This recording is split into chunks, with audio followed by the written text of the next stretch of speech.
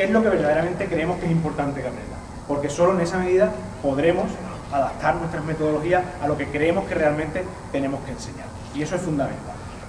Nosotros hablamos, y ahí tenéis a Carmen, que es la que vino al inicio del curso, que programar es un acto de imaginación, no de burocracia. No se trata de rellenar papeles con los objetivos, los contenidos, los criterios de evaluación, sino más bien de imaginar lo que va a pasar en la clase, porque en la medida en la que yo soy capaz de imaginar qué respuesta voy a tener de los alumnos en la clase, voy a ser capaz de modificar o cambiar mi práctica docente para amoldarme a esa personalización de la que tanto hablamos, ¿no? Entonces, en ese sentido, en una buena clase hay que hacer una serie de reflexiones que os he puesto ahí para que los alumnos, evidentemente, estén bien atendidos.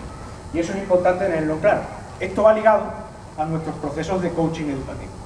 El coaching educativo, la palabra coaching, que ahora habréis escuchado mucho, ¿no? Tanto en el deportivo como en el empresarial, etcétera, ha llegado a la educación también, ha llegado hace algunos años.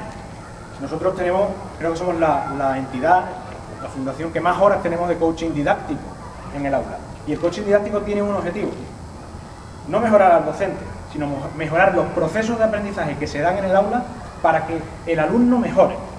Esa tercera pata que hablábamos de los informes McKinsey, ¿no?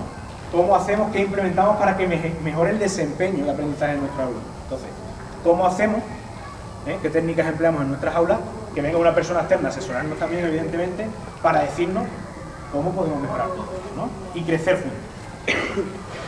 Vale, y llegamos a las metodologías. Y en las metodologías hablamos de llenar nuestros cajones como docentes, como docentes y como educadores en general, ¿no? En el caso de las familias también. Y en ese sentido hablamos de 4 puntos fundamentales que casan perfectamente con las 6 claves de las que hemos hablado antes en la educación. ¿Cómo van a interaccionar los alumnos en el aula? Y ahí hablamos de metodologías de interacción, de aprendizaje cooperativo, etcétera. ¿Qué voy a hacer para que muestren lo que saben? ¿Qué productos van a generar? Proyectos, etcétera. Que tengan verdadera conexión con sus aprendizajes. ¿Qué haré para mover sus cabezas? La reflexión. ¿Qué hago para que estén amueblados? Para que utilicen el conocimiento de una forma eficaz. Y por último, ¿cómo genero tensión de aprendizaje? Es decir, lo que hago en la clase lo hago porque quiero cambiar el mundo. Y tenemos que ser conscientes que con lo que hacemos cambiamos el mundo. O sea, lo que aprendemos sirve para algo. ¿Cómo genero en los proyectos, en las cosas que hago, esa tensión de aprendizaje? Cosas que verdaderamente transformen mi entorno, transformen mi cole, transformen mi comunidad, etc. Metodologías de interacción de aula, ¿vale? De gestión de aula. Ahí tenemos cooperativo. ¿Hacéis cooperativo en tercero y cuarto de secundaria? Sí, ¿verdad? En algunos casos. ¿Vale? Segundo y tercero. Segundo y tercero, ¿no? Segundo y tercero. Hacéis cooperativo, ¿verdad? Grupos de 3, grupos de 4 alumnos que interaccionan, que tienen una interdependencia positiva entre sí mismos a la hora de trabajar, que todos dependen de todos, ¿vale? Eso es lo que les enseña a trabajar en grupos de trabajo. El carácter social del aprendizaje eficaz, como hablábamos antes, ¿no?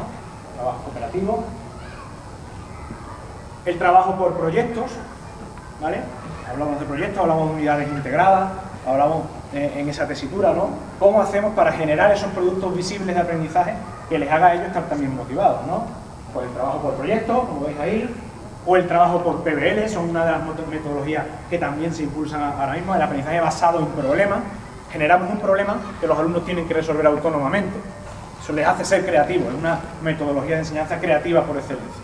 A través de un problema, ellos tienen que resolver, ¿vale? Y proponéis aquellas cosas que consideráis oportunas, ¿no? Los proyectos de investigación, ¿vale? Que en secundaria sí son muy comunes, pero ya hablamos en otra tesitura. La Flex Classroom también, ¿no? La clase invertida, que se está también poniendo de moda, entre comillas, ahora, ¿no? Poder en los alumnos, centrado en el estudiante. Otra de las metodologías que responde a otra de las cajitas, de esas 6 cajitas. Y mover sus cabezas. Para nosotros en Trilema está fundamental, es la que amuebla la cabeza. Y para mover las cabezas hay que narrar y hay que elaborar una pedagogía reflexiva. Se está hablando últimamente mucho de la pedagogía de la pregunta, de enseñar a los niños preguntando, no tanto contando los contenidos que se tienen que aprender, sino preguntando. Entonces, en la medida en la que somos buenos preguntones, entre comillas, somos mejores docentes. Somos capaces de sacar de los alumnos lo que pasa dentro y de conectar sus aprendizajes. Ahí pues, el proyecto 0 de Harvard nos ha aportado mucho. con las rutinas de pensamiento, David Schwartz también, con las destrezas de pensamiento, las estrategias de pensamiento en general, ¿vale? Para entrenar el pensamiento del alumno, hacerles eficaces a la hora de pensar. Con las rutinas de pensamiento se entrenan muchísimas cosas en el aula, ¿vale? Fijaros, observar cuidadosamente, mirar bajo la superficie de las cosas, elaborar explicaciones, sintetizar información, hacer conexiones, resumir, interpretar, hacer preguntas, hacer conexiones. Eso es lo que tenemos que enseñar en la escuela hoy día. Evidentemente, a través de la infusión. La infusión es integrado con los contenidos que tienen que aprender curricularmente. Pero lo importante es dotarle de estos mecanismos a los alumnos, no tanto de que sepan las cosas, ¿vale? Sino dotarles de estas herramientas para poder acceder por sí mismos al conocimiento. Para aprender a pensar, estrategias de pensamiento en general, los mapas mentales. También hacéis mapas mentales, chicos. Pensamiento visible, documentación, el aprendizaje, etc. Y por último, cómo les hacemos mejores personas. Esa última caja de las que os decía, ¿no? Me voy a la cara de evaluación. Cubo Rubik, acordaros. Otra de las caras, evaluación. ¿Qué pasa en la educación si cambiamos metodología, organización, gestionamos el currículum de una forma diferente y al final seguimos evaluando exactamente igual que se hacía hace 20 años? Un examen al final del trimestre, un trabajito y punto pelota. ¿Qué pasa? Que no estamos cambiando nada, ¿verdad? No estamos cambiando prácticamente nada, porque al final estamos pidiendo a los alumnos exactamente lo mismo. Entonces, hay dos tipos de evaluación para nosotros. La evaluación que nos ayuda a contabilizar y la evaluación que nos ayuda verdaderamente al aprendizaje. Y de una a otra hay distintas herramientas que nos ayudan a desarrollar en los alumnos estos dos tipos de evaluación. La evaluación de contabilizar es la que nos llega a los padres, el boletín de nota, con la nota final, con lo que sea, o el informe y demás, ¿vale? Pero esa es la menos importante. La verdadera evaluación de aula en estos procesos metodológicos innovadores es la que se da más cerca del otro lado, la evaluación para el aprendizaje, la que hace a los alumnos, la que os hace a vosotros conscientes de cómo vais aprendiendo, de cuáles son mis fortalezas, de cuáles son mis debilidades, de dónde me voy encontrando problemas, de cómo puedo solucionarlos.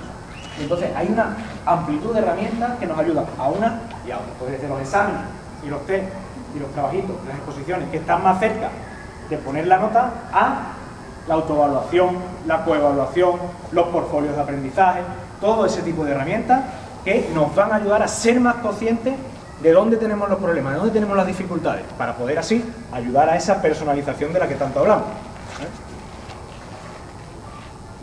Bueno, no se ve muy bien, son los chicos ahí evaluándose, coevaluándose y demás, con rúbricas, con dianas, con portfolios, etc.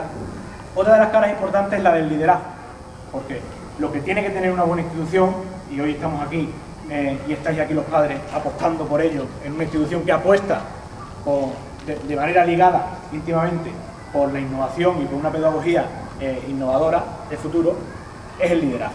Pero hablo de liderazgo no solamente del liderazgo de centro, o de tener las ideas claras como centro, sino de cómo cada uno de nosotros, padre, alumno y profesor, nos tenemos que convertir en un líder intermedio capaz de impulsar el cambio. Es decir, para que esto cambie, todos tenemos que cambiar, queremos tener que cambiar, ¿no? Entonces, es imprescindible que vayamos todos de la mano y que tengamos esa idea. Porque si los profesores se esfuerzan en hacer metodologías innovadoras y son cuestionados continuamente por los padres, los alumnos se vienen abajo a la mínima de cambio. No, todos vamos a una, todos apostamos por un modelo educativo y esto tiene que ir de la mano. Eso que se suele decir tanto, comunidad educativa, padres, alumnos, familia, etcétera. No, verdadera implicación, verdadero liderazgo por parte de cada uno de nosotros de decir, yo soy el que puede cambiar las cosas. Y por eso voy a tirar para adelante con esto. Yo quiero cambiar las cosas. Soy líder en mí, soy líder para los demás. Y por último, la personalización, ¿no? Os hablaba ahí de las inteligencias múltiples, proyectos relacionados con las inteligencias múltiples, los distintos estilos de aprendizaje, evidentemente la atención a las necesidades educativas especiales en todos los sentidos, no solamente en el sentido de la discapacidad, sino en todos los sentidos. Todos hemos tenido dificultades en algún momento de nuestro aprendizaje y necesitamos que sea detectado a tiempo. Entonces, eso es fundamental. Inteligencias múltiples, estilos de aprendizaje y demás. ¿Por qué? ¿Y por qué me he dejado esta cara de la personalización para lo último? Porque lo importante en esto de la educación y en esto de la innovación son los que están sentados ahí detrás, los alumnos. Todas las cosas que hacemos por cambiar el sistema educativo no las hago para yo ser mejor profesor, sino las hago porque quiero que sean mejores alumnos, porque quiero que estén mejor preparados. Y en ese sentido, os pregunto yo a vosotros qué cosas somos capaces de hacer por ellos, ¿no? Y quiero cerrar con este pequeño...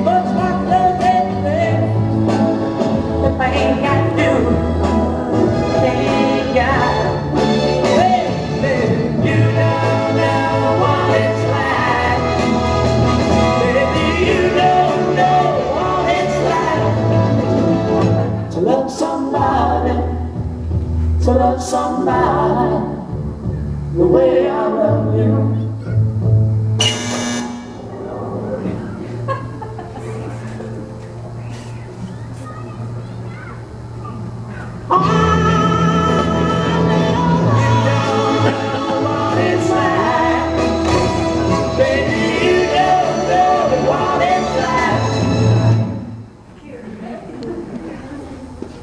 No nos tenemos que ir muy lejos.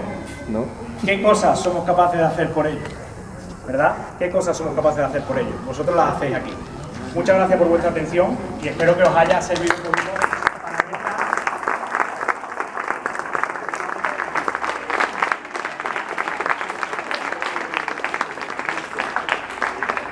Si tenéis alguna pregunta o queréis hacerme alguna pregunta, a vuestra entera disposición.